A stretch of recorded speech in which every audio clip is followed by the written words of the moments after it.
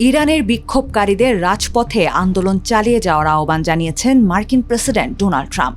১৩ জানুয়ারি সামাজিক যোগাযোগ মাধ্যম ট্রুথ সোশ্যালে তিনি লিখেছেন, ইরানের দেশপ্রেমিকরা বিক্ষোভ চালিয়ে যান, আপনাদের প্রতিষ্ঠানগুলো দখলে নেন, হত্যাকারী ও নিপীড়কদের নাম সংরক্ষণ করুন, তাদেরকে চড়া মূল্য দিতে হবে।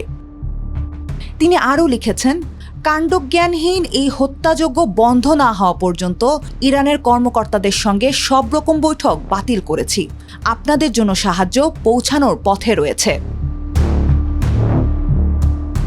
তবে এই সহায়তা ঠিক কী ধরনের এবং কখন সেটি ইরানে যাবে সেই বিষয়ে কিছু স্পষ্ট করেননি ট্রাম্প। এর আগে তিনি বলেছিলেন, ইরান সংকট সমাধানে কূটনৈতিক পন্থায় এগোতে চায়। গত ২৮ ডিসেম্বরে রাজধানী তেহরানের কয়েকটি বাজারে অর্থনৈতিক সংকটের জেরে ছোট ছোট বিক্ষোভ থেকেই ইরানে বিক্ষোভের শুরু।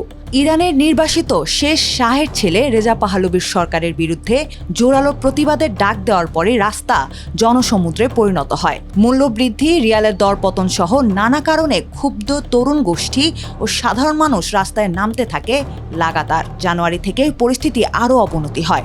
এই বিক্ষোভে এখন পর্যন্ত প্রায় ২,০০০ মানুষের মৃত্যু হয়েছে বলে স্বীকার করেছে কর্তৃপক্ষ।